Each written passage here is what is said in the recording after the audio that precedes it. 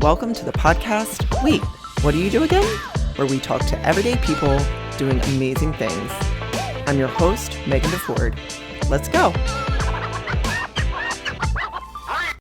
Hey, can I ask you a favor? If you're enjoying the show, can you rate, review, subscribe, send to your friends? It really does make a difference, and I would appreciate it. Thanks so much. Today, we are talking to Shavon St. Germain, a pediatric speech therapist, early childhood expert for over 20 years, and CEO and founder of Listen, Learn, Talk. I hope you enjoy the conversation.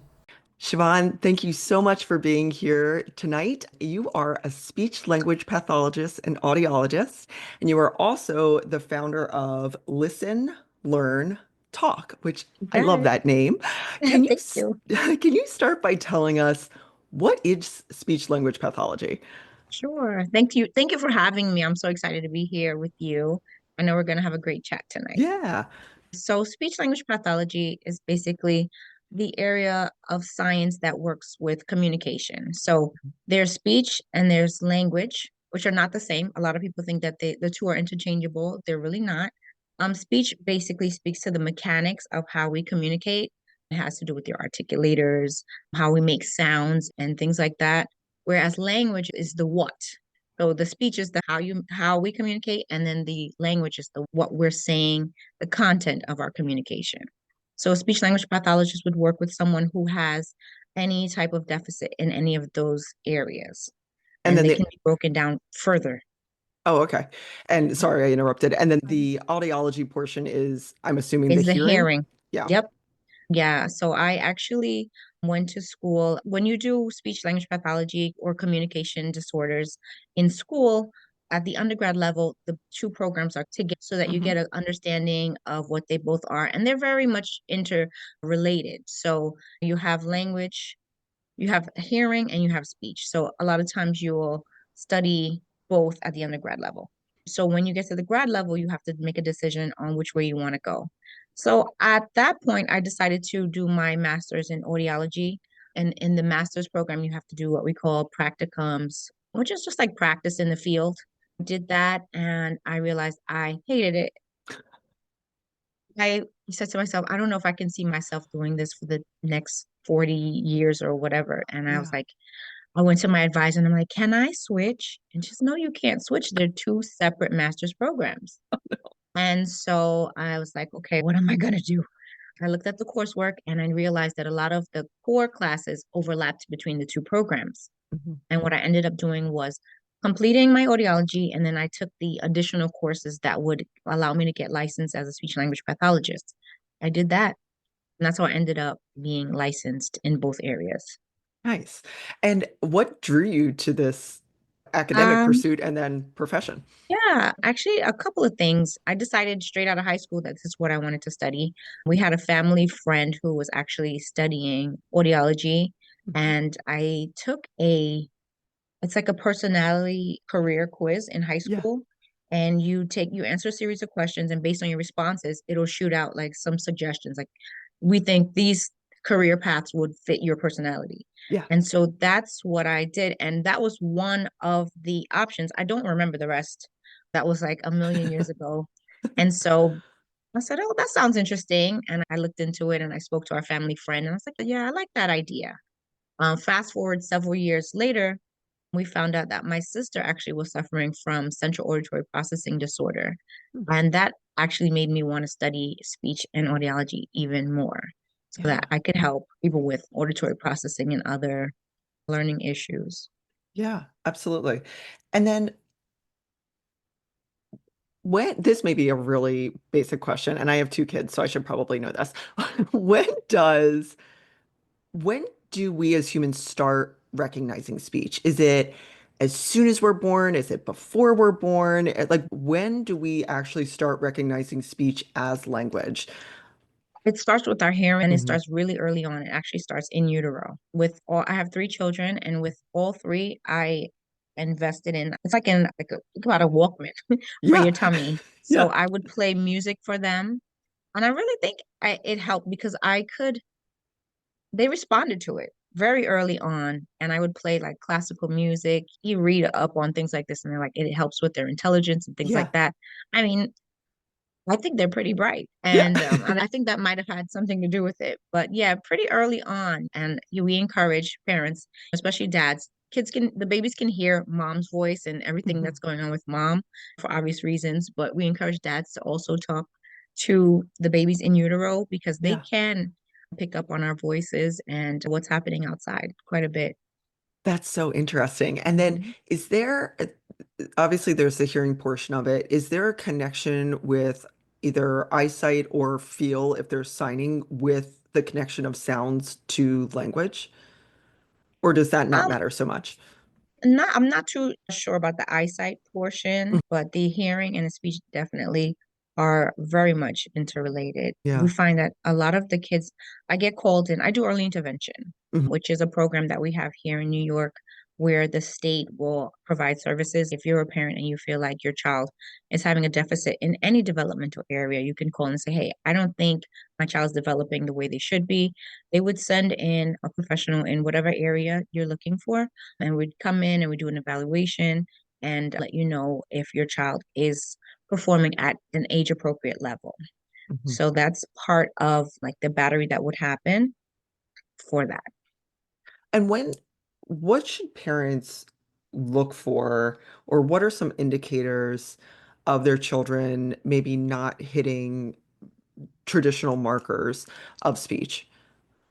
So it would depend on the age and what we look for, but in general, when your child is about two, they should start to be putting two words together and making short phrases.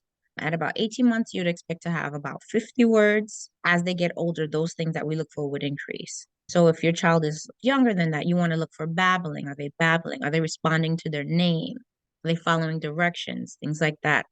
These are the things that we usually look for when we come in to do an evaluation, but it all depends on the age. Yeah. And obviously, the older they are, the more skills we're looking for them to have. Yeah. And is there any difference in terms of language development with bilingual or multilingual kids, or is it a little bit different? That's actually a myth. People think that when children are bilingual, that they're more prone to having language disorder. If they're having language delay or a language disorder in one language or two languages, it's not necessarily going to be related. So Mhm. the idea that learning two languages at the same time is going to confuse a child is actually a myth. So I actually encourage people, if it's available to you to learn another language, I would say definitely expose your child. It would not hurt them at all. Yeah, yeah.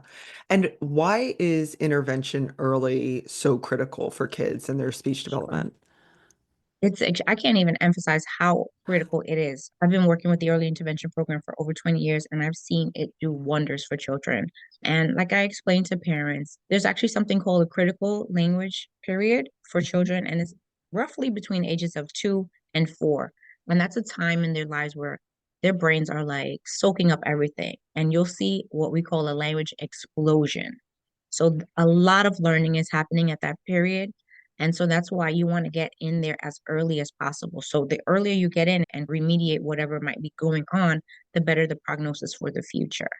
And when kids get that intervention early on, they're less likely to continue to need it going forward. Yeah. And do you have any success stories that you can share that Oh, from early intervention that you'd like to? yeah, I've had 20 years plus of success stories. So That's great. That's so it's hard great. to pick just one, but just in general, when a child is, I go into the home and I love my job because I go in and I work so closely with the families. At the end of it, I end up feeling like a part of the family. It's really a good feeling when you Yeah. have a child that you come in obviously because there's a problem, but you're able to watch the progression of the child. And not only can you see it, the parents see it, and the child themselves, they see it, and they feel it, and you can see it in how they interact with the other siblings, with the families. And it's really a good feeling. You can see the fruit of your labor. Yeah, absolutely. And talk about a child probably feeling seen, right? Once they Yes, can communicate in a different absolutely, way. absolutely.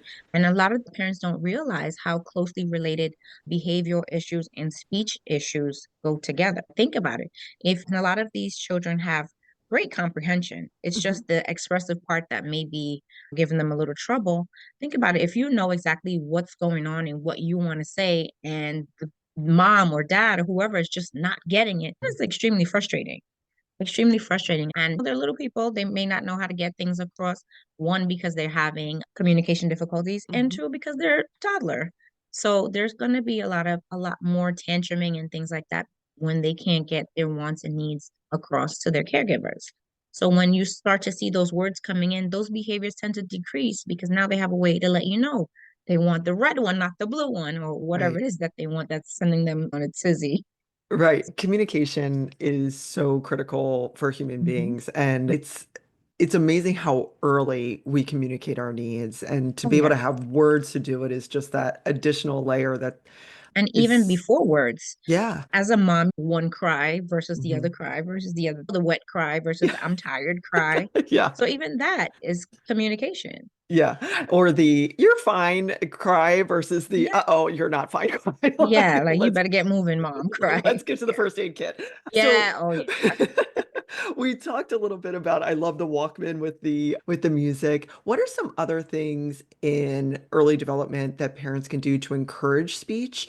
And what are some things that might be new than maybe when you and I were kids that you find parents have access to? I would say reading. That is my absolute number one answer every single time because it works on so many things, so many skills. You build vocabulary when you read with your children. Even if you take the stance of narrating, I Mhm. also, some people do it naturally. They talk about everything, they talk things through with their children. Some people have to be prompted to do that a little bit more. Is that the only thing you can do? No. But when you read, it takes you to other places. So, like for instance, my son and I were reading a book about space, and it brought up so much more vocabulary than if I were just to talk about what was happening here. If I'm talking about what's happening here, words like atmosphere and things like that are not going to come up necessarily in our everyday conversation. So, I like reading with them because we can talk about sequencing. What happened before that? What happened Mhm. after that? We can do predictions, answering WH questions. Who fell? What did she eat? All of these questions, and they have it tangible in front of them. If they don't remember, we can turn the page and go back. So I Yeah. really would say reading is number one. Number one, Yeah. absolutely. And as far as things that are new, I'm old school. Like I said, I've been doing this Yeah. for 20 plus years. Yeah. I was just having a conversation with someone today, and I said, I got my first cell phone when I was 18. Yeah.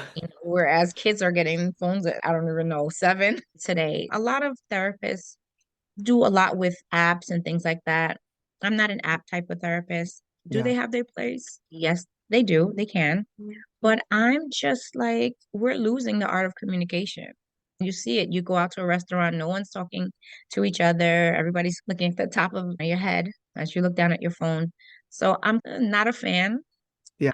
I'm just about getting down on the floor, rolling around, playing with toys, being silly. Another reason why I love my job, and just connecting. Yeah. So for me, I would say if it ain't broke, don't fix it. Reading and just play. It's just that's my style of therapy. And I find that it works. It Yeah. just works. Absolutely. And it's nice to hear too, if you're a parent or a caregiver that's dealing with a situation where they need intervention that may be a little overwhelming and just the basics, just play, Absolutely. read, talk, sing. That's everybody can do that. So that's really Yep. encouraging to hear. It Are they costs nothing and it's nothing? free, right? Yeah. Yeah, exactly. I always think it's interesting. My kids are 14 and 11, and don't tell my 14-year-old that 7-year-olds are getting cell phones because he didn't get one for a while. He just got one recently. But I find it so interesting that we try and decrease screen time at home, and yet there's so much of education that is screen time. And like you said, you go out and adults and kids on their phones and not talking to each other or out in the park or wherever. And, I'm Everywhere. guilty of it too, but I feel like screens are just really ruining our connection to each other and to ourselves in the world. Like it's pretty wild. Yeah, it is. And given what I do, I can see it and its effect on the children. It's kind of like I feel like in the future, maybe 10 or 15 years in the future, we're going to have studies that show what I suspect as far as communication skills, interpersonal skills, because you can see it. You can Yeah, see it. It's quite obvious and it's starting younger and younger. I'm a mom. I'm busy. Sometimes I need a moment. of So if course. I Yeah, said my kids don't get screen time, I'd be a liar. yeah, And they do. yeah. It's just a part of our life now. But sometimes it does trip me out when I go out and I see babies in the stroller with the phones and they're swiping. And it's like a must have. What did you do when you were in the car? Did you have an iPad in the car? We didn't even have such a thing. You looked out the window, you counted raindrops, Yes. you looked for the blue car, the red car, punch buggy, no punch back. I don't know Yep. if you remember that. Yep. Yep. But like you did things with your imagination. You talked, you listened to the The radio. radio. You just used your imagination, right? Or you Yeah. connected with you or you bother your brother. Yeah. Just normal things. I miss that. Yeah. I think that was what made us who we are and the relationships that we have with each other. I'm scared for the future What in are terms your of, predictions? Yeah, what are your predictions for the next sort of well, in 10 or 15 years, what we might see? I'm seeing them now. Communication skills are lacking. Children don't even know how to introduce themselves, how to start a conversation, how to answer questions, how just conversation. It's Hmm. kind of gone. Even writing skills.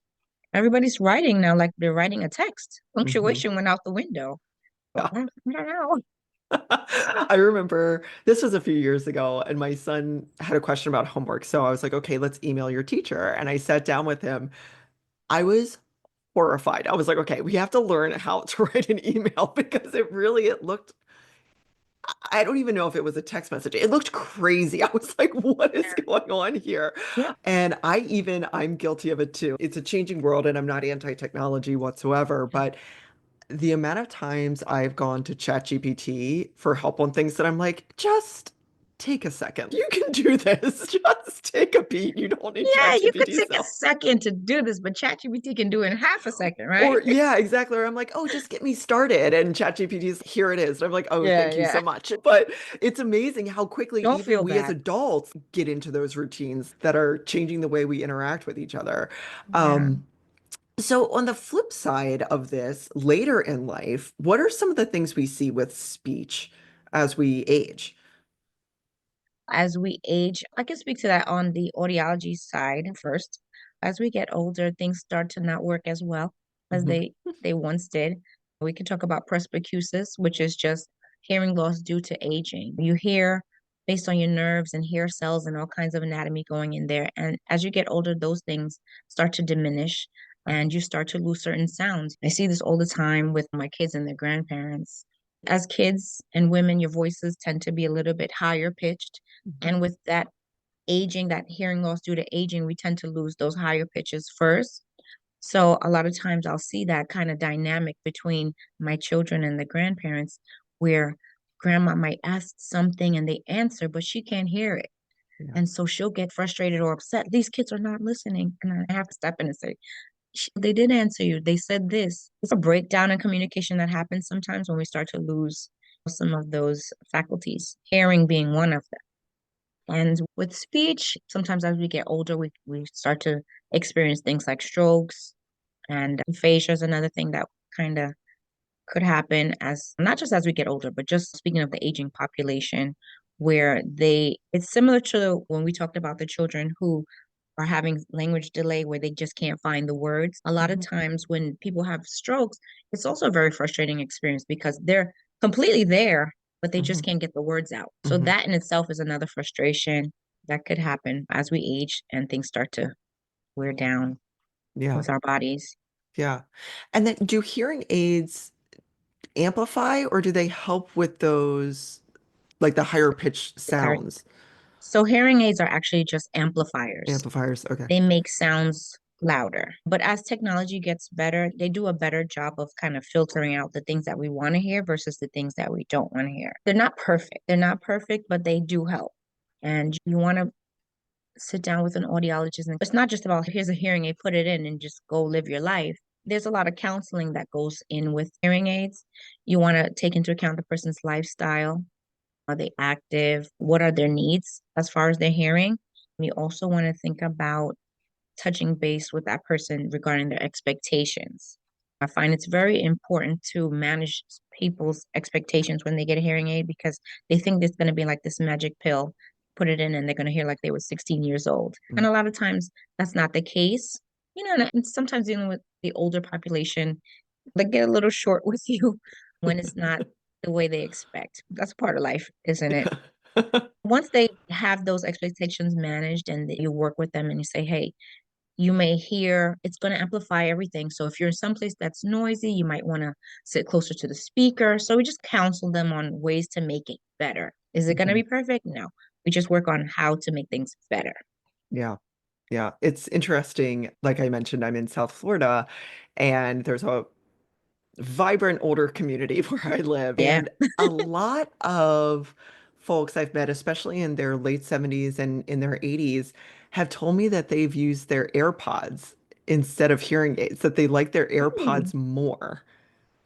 And they felt like it was more defined, which I'm like, "Ooh, okay. That I just thought that was so fascinating." So I'll see that's these, interesting. I see like my teenage son's friends always with their earpods in, and then I see 80-year-olds with earpods in Talk all the about an age gap, time. right? Exactly. That's really interesting. And then, so how do cochlear implants, how does that work?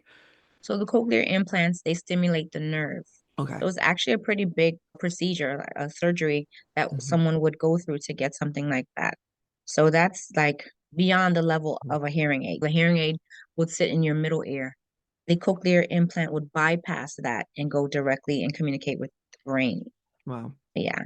that's amazing technology. Incredible. And Yeah. does that have to be adjusted as you age or? It's adjusted periodically, not Mhm. just a matter of aging, but just making sure that it's meeting your needs because hearing Mhm. losses can change. Sometimes they Mhm. don't. But it all depends on the degree of the hearing aid, the hearing loss, and the type of hearing loss we're dealing with. Now, for Listen, Learn, Talk, when did you start? I started that last year because, like I said, I've been doing this for a long time. Yeah. And in those years that I've been practicing speech pathology, I've noticed that when the parents know what we're doing, they understand our goals, and they know how they can do what I do, the kids tend to meet their goals faster. So I always say to them, I'm sorry, my alarm is going off. No, that's fine. Once again. No problem.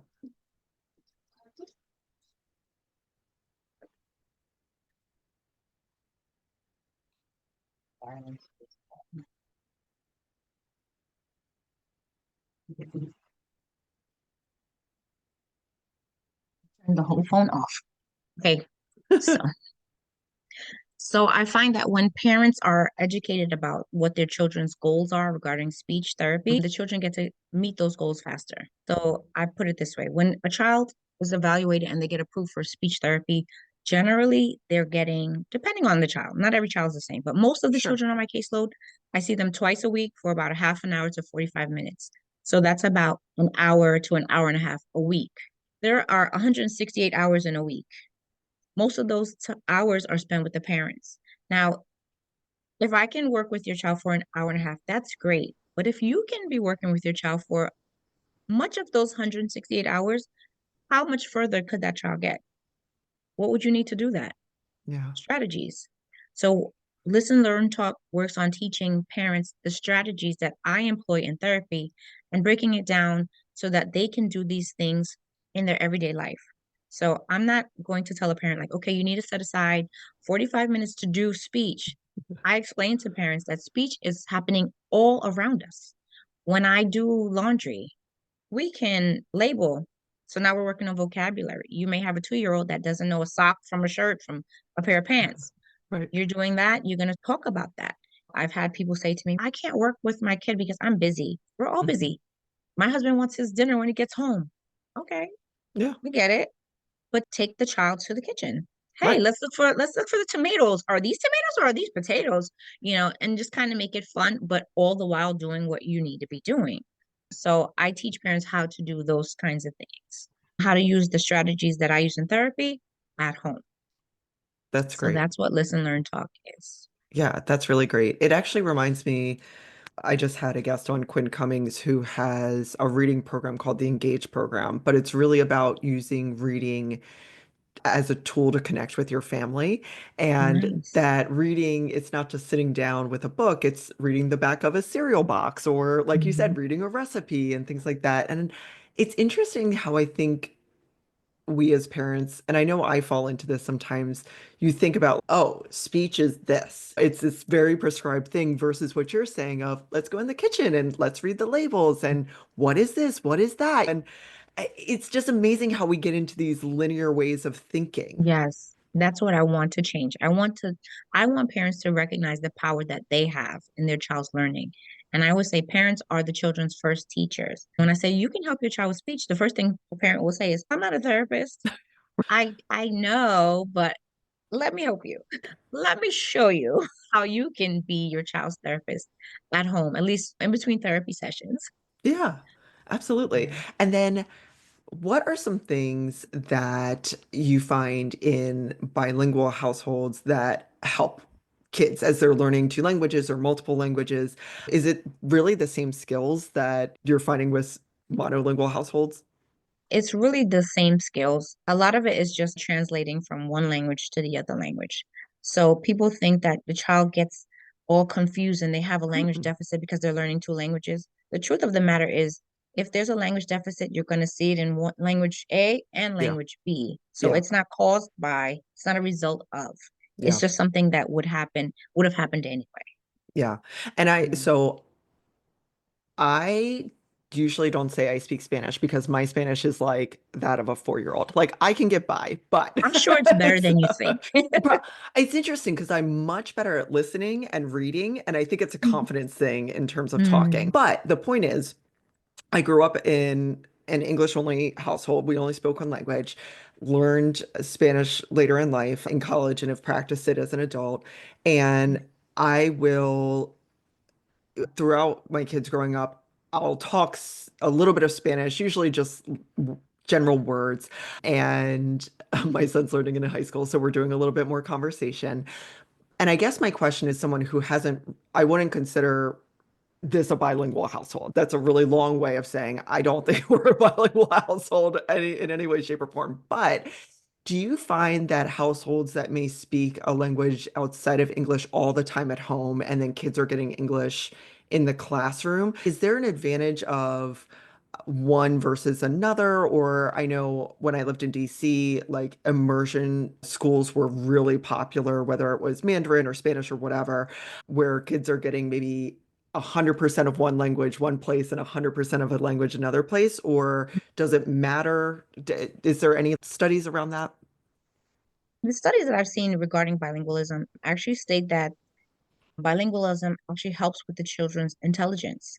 Mm-hmm. So I would say if that's something that you have access to, I would definitely pursue that. Yeah. Absolutely. Yeah. Yeah. It's interesting how so many other countries, it's common to speak multiple languages, and here we just don't. It's really wild. It's wild is one way to describe it, Yeah. but yeah. I always say we live in a global world. It's a global world. Like we Yeah. need to be able to communicate outside of just here, just English. So Right. it really bothers me when people are like, just speak English. No, you should speak more than one language. I think Yeah. I don't know, for whatever reason, our society doesn't value it as much as so many other societies outside of the US. Yeah. But you'll get it. I'm sure your Spanish is much better than you think. When I was in It's Spain, it never was too late. popping. Yeah. When I was in Spain, because I had to. And Yeah. it was funny because people would speak English to me, and I was like, Espanol, por favor. Let me try. Like, let me try it. And then Yeah. they would help along, which I so appreciated. But even going to Miami, you have to have Spanish, which I love. But yeah, I think that there is, and there's probably a lot of reasons for it. But I do think it's interesting that there's this push from some people of one language when the rest of the world speaks so many languages. That's Yeah, interesting that it definitely. doesn't matter.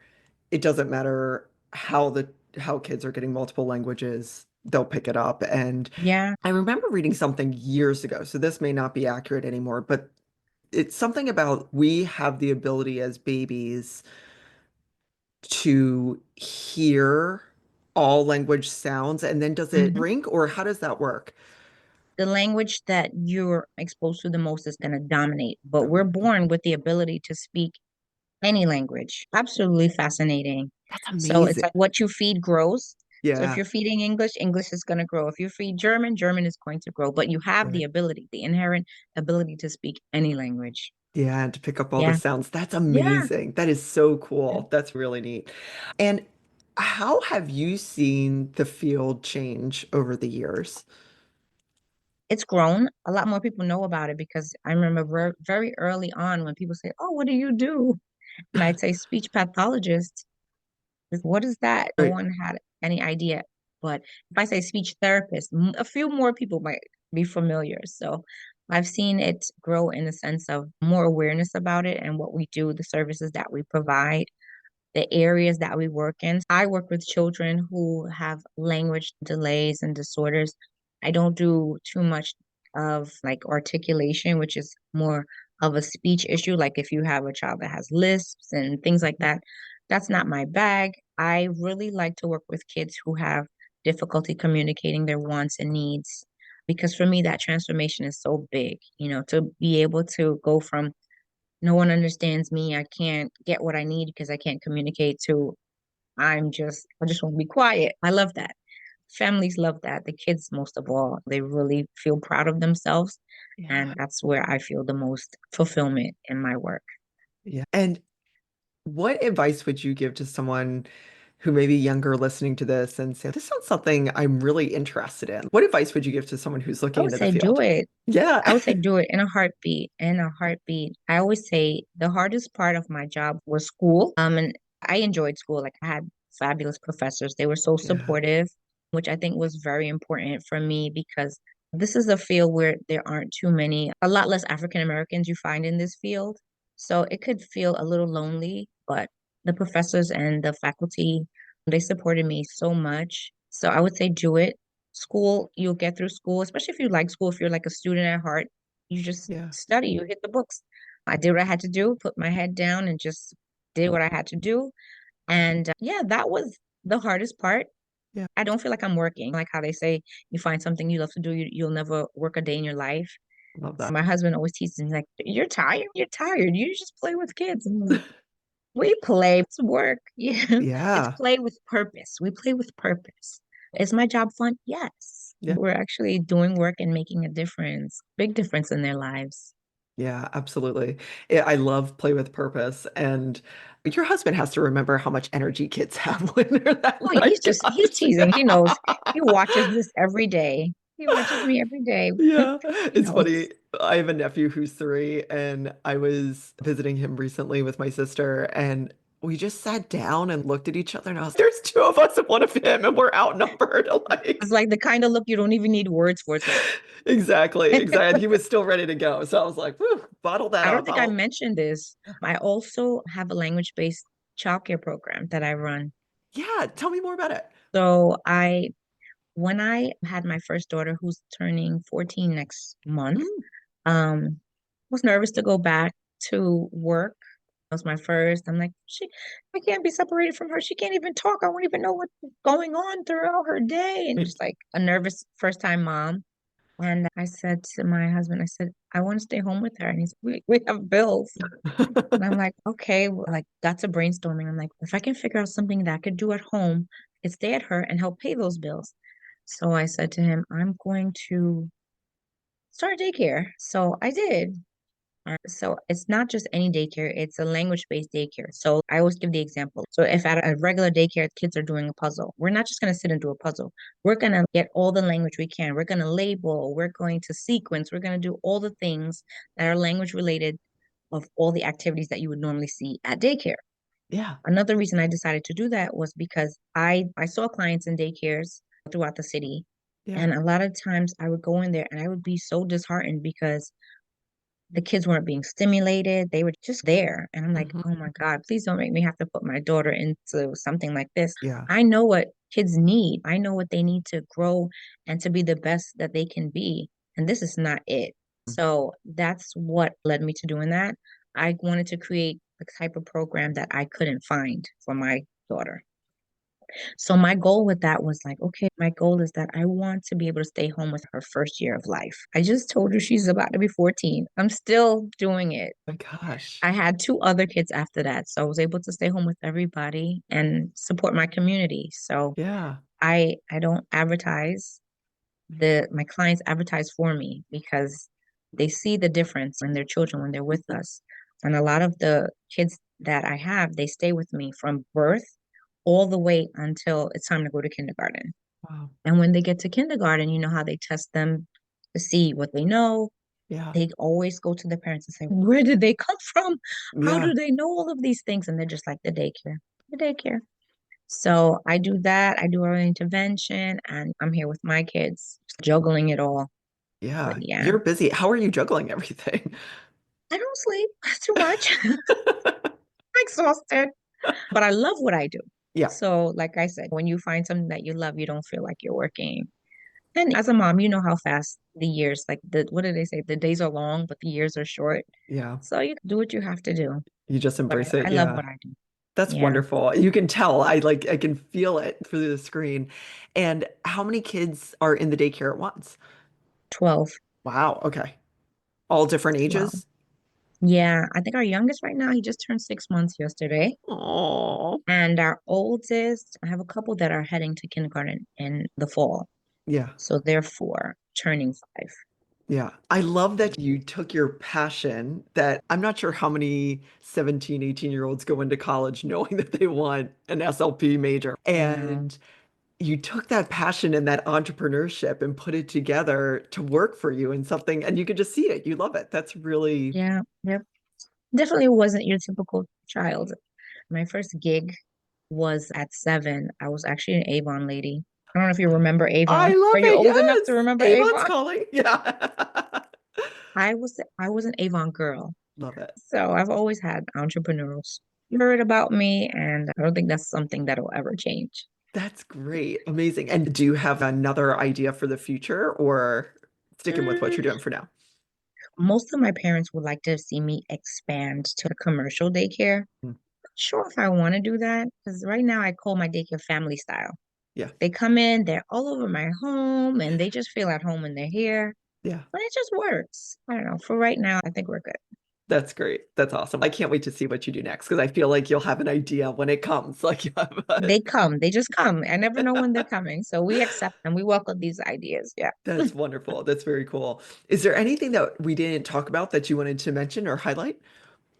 I don't think so. I think we covered most of all the many millions of things that I'm working on. Yeah. So when are you writing your book? And I actually did write a book. so tell me about that. Yeah. I wrote a book for girls. It's called Dear Daughter, Love of Mom. Uh, And I wrote it actually, it started as a journal to my oldest. I said to myself, tomorrow's not promised. I know it's a little morbid, right? no. But there's so many things that I want my daughter to learn from me and not like from her friends. Lessons that I've learned, things that I just want to share with her that I want to make sure that she gets. So I started to write this little journal. As I'm writing, I'm like, this is like good advice Yeah. about boys, about finances, about everything you can think of that your mom would want to tell you. And I Yeah. said, this could be good, not just for my daughter, but anybody. So I wrote that. And I also made like a journal for moms. It's called Mhm. Dear Daughters Love Mom. It's a journal for mom. And it has a bunch of questions like prompts. So like it serves as a journal, but also a keepsake. So mom would write it, fill it out with all her thoughts and her Yeah. ideas, give that to her daughter as a keepsake. I love that. That's wonderful. Where can people find your books? That's on Amazon. Okay, I cool. think it's on Barnes and Nobles also. Everything's on Amazon. Yeah. That's wonderful. I love that. And I love the keepsake idea. What a neat way to Yeah. share. And Did it's you in her have, handwriting, in her yeah. words. So it's like special. Yeah. Yeah. Did you have that growing up? Did you have a relationship where you were told these things? I will say I didn't. We we did not. No, no, not really. Yeah. No, we didn't. So I think that's what made me want it for my daughters. Yeah. It's Yeah. interesting. I feel like it's not that my mom and I didn't talk, but we didn't talk about those sorts of things. And I don't Yeah. know if it's generational or what, but I think it might be because we yeah. were the same. It was just like She was just about the business. Yeah. Yeah. Yeah. And life was very busy. So I get that. But I Mhm. feel the same way. It's I want my kids to know these things. And like you said, Yeah, I think that piece of I want you to hear from me and not some other 13 or exactly. 14-year-old. That's not we're not doing that. Mm-mm, So not at all. no. So now that I have a son, everyone's asking me, when's Dear Son coming out? I'm like, Yeah. oh my God. Yeah, you got to I do wrote that it. when I had one child. Now I have three and two businesses. So I don't know. Give me a moment, Chat GPT, maybe. put the book in and be like, adjust this. How The do I help where not? you can. Exactly. That's great. So, what advice would you give to your younger self, knowing what you know now, whether it's professionally or otherwise? I would definitely say have more fun. Mhm. Have more fun. I think I was always like, my mom would always tell me like how her friends would ask her, "Where'd you get this one?" She's a little aristocrat, just like a little adult in a child's body. Yeah. I was always very serious, very focused, very driven about my business. And I feel like I neglected to have more fun. Mhm. So I'm trying to do that now, but it's kind of hard with three kids, business and all that. But I'm trying to Yeah. make more room for fun. If I were to tell my younger self, looking back, I would say make more time for fun, travel more, take the trip. Yeah. I would definitely say more fun. Yeah. And I think you've talked about this actually quite a bit in our conversation, but what do you love most about what you do? I love working with the children. I love connecting with them. I love empowering them and showing them that they have a voice and helping them find their voice. So I think the journey is what's most enticing to me, just being a part of that. And most of the time, it works out that when we're done with therapy, we're not done with our relationship. So I Mm. feel very connected to my community because I tend to work with the children in my community. And sometimes my husband hates going out with me to the supermarket because what should be maybe a 30-minute trip turns into 2 hours because I can't take a good 100 feet without stopping and seeing somebody who I either took care of in daycare or provided speech service for. It's just very grounding, which just feels like a big part of the community, and it feels good. Oh, Siobhan, that is, I just got chills. That is so special. It is. It That's really really is. special. Yeah. And how can people find you? I'm on Instagram mostly. Instagram, like I said, I'm a dinosaur, so I'm learning, but I'm at Listen, Learn, Talk on Instagram and on Facebook, YouTube, and TikTok. Awesome. Great. And we'll put that in the Working on show that. notes. Yeah. And then let Yeah, me know what grocery store you're at. So if people want to find you, no, I'm just kidding. I'm down. Like, come on down. That's great. Thank you so much. This has You're really welcome. been a fantastic conversation. And I Thank know I've you. learned a lot. So thank you so much. Thank you for having me. I enjoyed our talk. Thanks for listening to Wait, What Do You Do Again? For more information about today's guest, or if you'd like to be on the show, please visit megdeford.com. See you next time.